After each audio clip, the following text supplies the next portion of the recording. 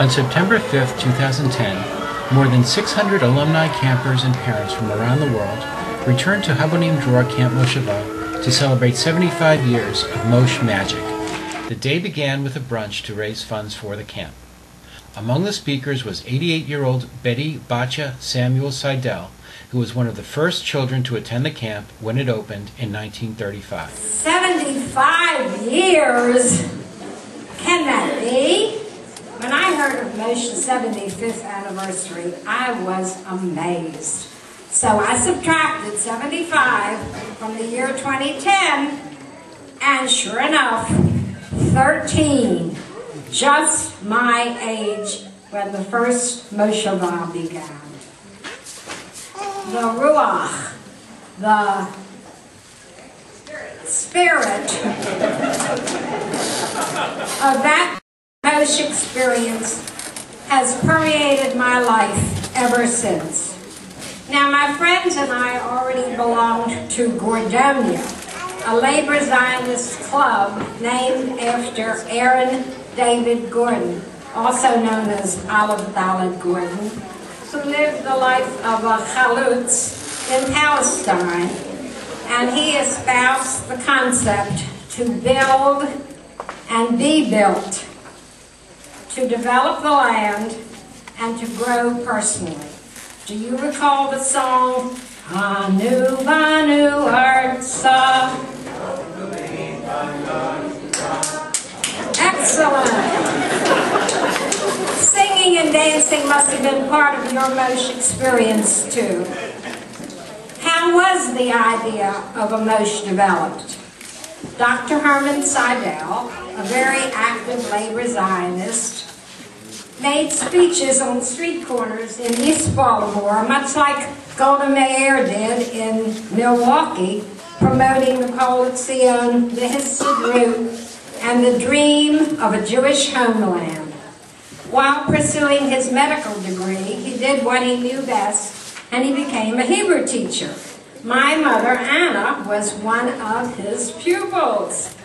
The good doctor thought that we Gordonia members needed more than just an hour and a half or 2-hour meeting once a week to instill a knowledge of and a love for Judaism, for Zion, for Hebrew. Aha! A live-in camp. He persuaded Sigmund Sonnenborn, a local philanthropist and clothing manufacturer, to loan us his estate on the Severn River in Anne Arundel County, and thus, in the summer of 1935, Gordonia Moshava became a reality. Dr. Seidel recruited my mother, Anna Samuels, to purchase equipment, plan menus, and order food supplies, wholesale, of course, from B. Green, which incidentally is still in business today. Let me take you on a trip to our Moshava. Primitive it was. We really thought we were Chalutzim, pioneers, living in tents right on the ground, no platforms, and although we dug ditches all around, the rain still managed to soak everything. With a bit of ingenuity, we upended wooden fruit crates, which became our furniture, providing some measure of keeping belongings off the ground. Are you smiling like you remember, or you just enjoy that? It's always nice to have somebody, as a public speaking teacher, I'll tell you, it's always nice to have somebody in the audience to look at who's nodding and agreeing with you. It gives you the courage to go on. Our cots were not with springs and mattresses, but simply canvas stretched on wooden frames, a never-to-be-forgotten sleeping experience. And woe to anyone who needed to go to the bathroom at night. It was an adventure, flashlight in hand, a hike across the Kikar, up the hill to the other side of Mosh. Our one building, the Hadar HaOchel, was our everything building for dining, convening, discussing, learning, rainy day activities, and parent visiting. But we were green long before healthy eating was fashionable. Neighboring farmers brought us local, fresh, green, corn on the cob, crunchy green string beans, and those incomparable, tasty, delicious, juicy Anne Arundel County tomatoes. Have any of you ever shopped in Maryland and gotten Anne Arundel tomatoes?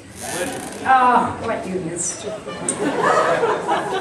Up on the hill was the one water outdoor shower, which we all lined up to use, lucky if the pressure was enough that day. It was a treat to hike down the path. I understand that we hike down here too. It was our treat to hike down a path through the woods, past a special tree, to the Severn River, where, beware, sea nettles were on the prowl. Having no nets or barriers of any kind, we were ever alert. Anyone who's been stung by a Severn River nettle will remember it forever. But there to apply first aid was our Red Cross trained swimming counselor, Miss Seidel, whom I thought was the most perfect human being ever created. And I have continued to think so through our 60 years of wedded bliss. For better or for worse, we were ever together, with the exception of the time Uncle Sam invited Mish to join the United States Navy until my husband's death 10 years ago. So, I ask myself how the Gordonia Habonim Mosh influenced my life, and the answer is very easy. We were blessed with 3 wonderful sons. Our oldest, Ethan Abba, who bounced on Ben Gurion's knee at my father-in-law's home. Somebody told me today that she went to Habonim meetings at my father-in-law. Who came up to me and said, she went, who? You did? Yes. Well, then, in that same room that you met, Ben Gurion used to come in, and Ethan bounced on Ben Gurion's knee, right where you met. I think Ethan's claim to fame might be that he played on the renowned Hopkins lacrosse team, but I'm pleased that he is currently the professor of economics and the vice president of McDaniel College in Westminster. Our middle son, Arthur, teaches English in Baltimore City, and our youngest son, David Remez, has the distinction of bearing the name of a signer of Israel's 1948 Declaration of Independence. When the Israeli Minister of Transportation and Education died, my father-in-law requested that we name our 3rd son in his friend's memory. On one of my trips to Israel, I had the opportunity to visit the David Remez Park and Street, and to delight in the observation that my David's name can be found on the map of Yerushalayim. Lifelong friendships are another treasured impact of Moshe.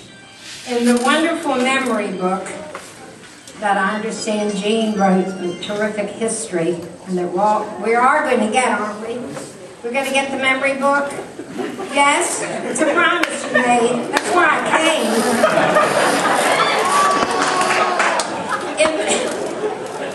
In the memory book, you may see pictures, maybe even on the cover, of how we were experiencing Moshe's rustic natural environment, where with the leadership of our caring, capable madrechim, we city-bred youngsters had plenty of opportunities to practice both self-reliance and interdependence. We were builders. Yes. We were builders. Thank you for agreeing with me. And through learning, sharing, and camaraderie, we were certainly being built in body, mind, and spirit. As I reflect upon the past 75 years since my Habonim and I were imbued at Moshe with the love of our tradition, of Zion, of the Jewish people throughout the world, of justice and tzedakah, I would add that the children of my Moshe Habonim and Havorot have also developed deep friendships. And what better example could there be than the happy thought that seated at my table today is my dear Gradonia Moshe friend, Ruth Sarosky-Levy. Ruth, would you quick, jump up and wave? Jump up, jump, wave.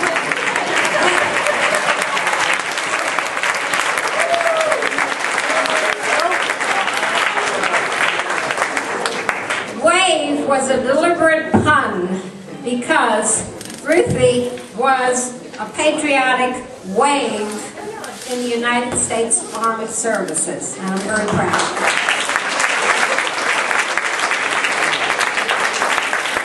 And I'm not going to cry. I'm not.